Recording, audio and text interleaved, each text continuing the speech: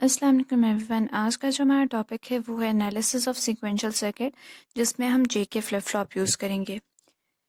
अगर हम अपनी पिछली प्रेजेंटेशन के नोट्स देखें तो यहाँ पे जो हमने फ्लिप फ्लॉप यूज़ की वो डी फ्लिप फ्लॉप्स थी, और यहाँ पे हमारे पास एक आउटपुट कॉम्बिनेशनल सर्किट था, ठीक है, और यहाँ पे हमारे पास एक इनपुट कॉम्बिनेशनल सर्किट था, ठीक है, और बीच में हमारे पास मेमोरी एलिमेंट्स थे।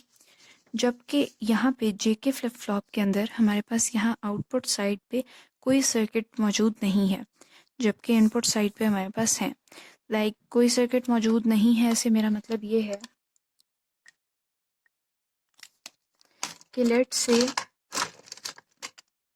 यहाँ पे हमारे पास मे बी एक और गेट हो जाता और आगे हम कह देते कि आउटपुट वाई है, या एंड गेट हो जाता है, या कुछ भी, कोई भी आउटपुट सर्किट वो यहाँ पे नहीं है।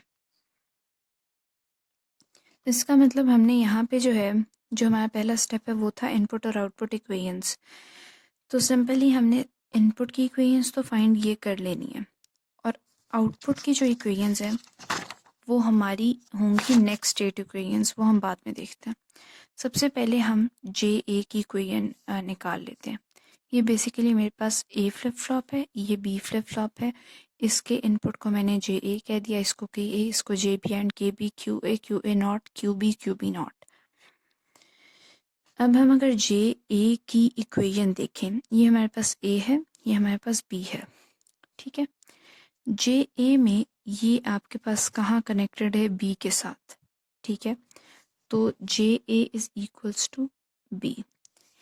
के ए इस एंड गेट की आउटपुट के साथ कनेक्टेड है, और इस एंड गेट की एक इनपुट जो है वो बी के साथ कनेक्टेड है, और एक इनपुट एक्स नॉट के साथ, ठीक है। तो ये हो गया B and x not. Okay, जब हम जे बी को देखते हैं तो ये आपके पास डायरेक्टली एक्स नॉट से कनेक्टेड है, और के बी को देखें तो यहाँ पे जॉर ऑपरेशन हो रहा है, ये जॉर गेट का सिंबल है। ए बेसिकली ये जो है ये इधर कनेक्टेड है ए के साथ, ए जॉर एक्स, तो यहाँ पे सिंपली आ गया ए जॉर एक्स। अब जो है हमने नेक्स्ट स्टेप था कि नेक्स्ट स्टेट इक्वेशन निकालनी है। अब नेक्स्ट स्टेट बेसिकली इक्वेशन हमारे पास कहाँ से आती है? वो हमारे पास आती है करेक्टरिस्टिक टेबल से और करेक्टरिस्टिक इक्वेशन से, जो हम पहले पढ़ चुके हैं। तो सिंपली ये मैंने निकाला जेके फ्लिप फ्लॉप का करेक्टरिस्टिक टेबल, और ये आपके पास है इसकी करेक्टरिस्टिक इक्वेशन, ठीक है। तो ये इक्वेशन मैंने यहाँ पे लिख ली। ओके, अगर ये इक्वेशन आपको ए के लिए चाहिए तो सिंपली हम क्या करेंगे, क्यू ए कर देंगे इस क्यू की जगह, और आगे यहाँ जे ए आ जाएगा, के ए आ जाएगा। और अगर आपको बी के लिए चाहिए तो सिंपली यहाँ पे क्यू बी आ जाएगा D+1, और यहाँ पे जे बी आ जाएगा, के बी आ जाएगा। जो थर्ड स्टेप है उसके अंदर आपने क्या करना है, स्टेट टेबल बनाना है। स्टेट टेबल में बेसिकली हमारे पास क्या होता है, सबसे पहले हमारे पास प्रेजेंट स्टेट होती है, ठीक है, फिर हमारे पास नेक्स्ट स्टेट होती है, फिर हमारे पास क्या होते हैं, आउटपुट्स होते हैं, ठीक है।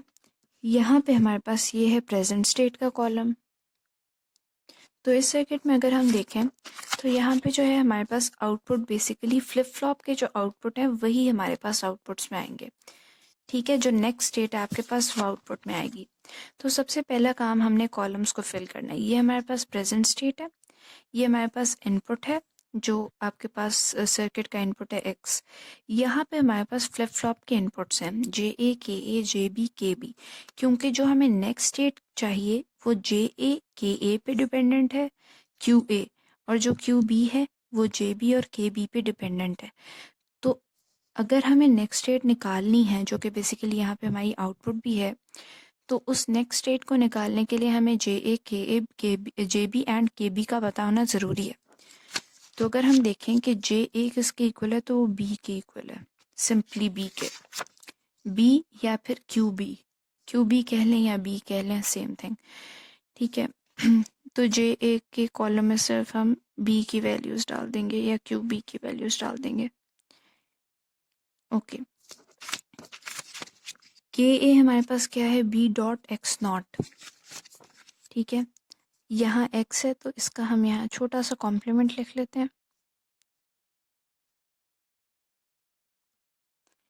ओके, तो x नॉट डॉट बी, जे ए में बेसिकली b लिखा हुआ है तो हम इन दोनों को सिर्फ एंड करेंगे।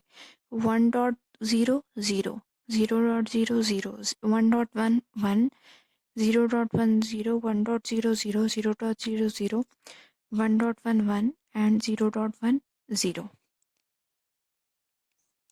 फिर अगर हमें जी बी फाइंड आउट करना है तो हम इसकी इक्वेशन देखेंगे कि वो x नॉट है, तो हम सिंपली x का कॉम्प्लीमेंट इस कॉलम में लिख देंगे, वो है 1 0 1 0 1 0 1 0। ये वैल्यूज अब हम हटा देते हैं यहाँ से। ओके, के बी की वैल्यू क्या है, a जोर x। जब a जोर x होता है ना, अगर आप जोर गेट का टेबल देखें तो जहाँ पे भी आपके पास ऑड नंबर ऑफ वंस है ना, ऑड नंबर ऑफ वंस, वहाँ पे आपके पास आउटपुट 1 आता है। तो यहाँ पे बेसिकली के बी हासिल करने के लिए हमारे पास दो इनपुट्स हैं, ए और एक्स। यहाँ पे हम ए और एक्स दो कॉलम्स को ऑब्जर्व करेंगे और जब भी एक रो के अंदर ऑड नंबर ऑफ वंस आए तो हम आउटपुट में 1 लिख देंगे, अदरवाइज 0। तो हम देखते हैं ए और एक्स को हमने करना था, ए और एक्स को, तो ए और एक्स को हम देखते हैं। ए और एक्स यहाँ पे सिंपली 0 आएगा, ए और एक्स यहाँ पे 1 आएगा, यहाँ पे 0, यहाँ पे 1, यहाँ पे 1, यहाँ पे 0, यहाँ पे 1, क्योंकि यहाँ पे एक 1 है और 1 इज़ ऑड। यहाँ पे 2 1 है, यहाँ पे 0 आ जाएगा क्योंकि इवन नंबर ऑफ वंस है तो यहाँ पे 0 आ गया। जहाँ पे भी ऑड नंबर ऑफ वंस थे वहाँ पे मैंने 1 लिख दिया। यहाँ पे ऑड नंबर ऑफ वंस है, एक 1 है तो मैंने यहाँ पे आउटपुट में 1 लिख दिया। यहाँ पे ऑड नंबर ऑफ 1 है तो मैंने आउटपुट में 1 लिख दिया। अब ये जो नेक्स्ट स्टेट के कॉलम्स हैं, इसको फिल करने के आपके पास दो तरीके हो सकते हैं। अगर तो आपके पास करेक्टरिस्टिक टेबल गिवन है तो आप करेक्टरिस्टिक टेबल की मदद से इसको इजीली फिल आउट कर सकते हैं। लेकिन अगर आपके पास करेक्टरिस्टिक टेबल गिवन नहीं है तो ये हमें करेक्टरिस्टिक इक्वेशन पता है, या तो आप करेक्टरिस्टिक टेबल ड्रॉ कर लें क्योंकि इतना कोई डिफ़िकल्ट काम नहीं है अगर आपको जेके फ्लिप फ्लॉप की बेसिक फंक्शनैलिटी आती है, ठीक है। या तो आप फिर इस इक्वेशन से डिराइव करेंगे, यानी कि Q A T plus 1 Q A T का complement dot J A plus Q A T dot K complement. Similarly Q B T का complement dot J B plus Q B T dot K B complement. इस equation से आप find out कर सकते हैं, लेकिन यहाँ पे जो है मैं करेक्टरिस्टिक टेबल यूज़ करूँगी और ये मेरे पास करेक्टरिस्टिक टेबल है।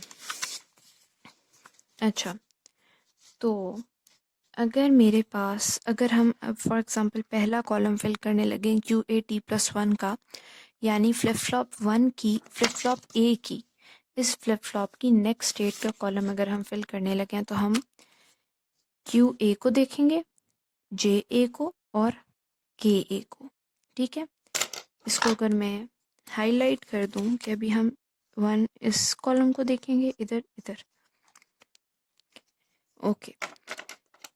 तो ये हमारे पास टेबल है। जब हमारे पास तीनों 0 थे तो आउटपुट में क्या था, नेक्स्ट स्टेट में बेसिकली क्या था, 0। तो सिंपली तीनों 0 थे तो नेक्स्ट स्टेट में 0 था। फिर क्यू ए यानी प्रीवियस स्टेट या करंट स्टेट 0 थी और अगले दो इनपुट्स आपके पास 0 थे। तो अगेन आपके पास आउटपुट में क्या आया, 0 आया, ठीक है। फिर यहाँ पे क्यू ए 0 था, जे ए और के ए 1 1 थे। क्यू ए 0 था यानी प्रीवियस स्टेट, जे ए और के ए 1 1 थे, तो यहाँ पे आउटपुट आपके पास 1 आ गया यानी टॉगल स्टेट। सिमिलरली यहाँ पे आपके पास क्यू ए 0 था, जे ए 1 था एंड के ए 0 था। क्यू ए 0 था, जे ए 1 था, क्यू ए सॉरी के ए 0 था, तो आपके पास क्या था 1, यहाँ पे आपके पास आ गया 1। उसके बाद यहाँ पे अगर हम देखें तो क्यू ए 1 था, जे ए और के ए 0 थे। क्यू ए 1 है, जे ए और के ए दोनों 0 हैं, तो आपके पास 1 है, तो यहाँ पे हमने लिख दिया 1। अगेन क्यू ए 1 था, जे ए और के ए थे 0। ये कम्बिनेशन ऊपर भी आया था, क्यू ए 1 था, जे ए और के ए 0 थे, तो यहाँ पे सिंपली 1 आ गया। फिर क्यू ए 1 था, जे ए और के ए भी 1 थे, तीनों 1 है, तो आंसर 0। बेसिकली इस केस में आंसर क्या आता है जब तीनों 1 हो या जे और के 1 हो। बेसिकली जे और के जब आपके पास 1 होते हैं दोनों, तो जो आउटपुट आती है ना, वो आपकी प्रेजेंट स्टेट का कॉम्प्लीमेंट आती है, ठीक है। इसीलिए यहाँ पे 0 आ गया, क्योंकि प्रेजेंट स्टेट आपकी 1 थी।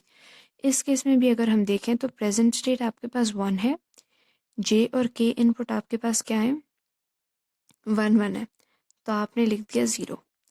यहाँ पे देखें तो 1 है, जे 1 है, के 0 है और प्रेजेंट स्टेट 1 है, तो जे 1 हो, के 0 हो और प्रेजेंट स्टेट 1 हो, तो आउटपुट में क्या आती है 1 आता है, तो यहाँ पे हम सिंपली 1 लिख देंगे। लाइकवाइज इसी तरह से मैं दूसरी का भी जो है क्यू बी का भी सिमिलरली हमने फिल करना है टेबल। इस केस में हम बस ये करेंगे कि हम जे बी और के बी को देखेंगे और क्यू बी को देखेंगे और हम सिंपली लिख लेंगे। अब ये काम मैं आप पे छोड़ती हूँ, ये आप लोग खुद कीजिएगा। For the purpose of verification मैं यहाँ पे इसका जो फाइनल आंसर है वो लिख देती हूँ।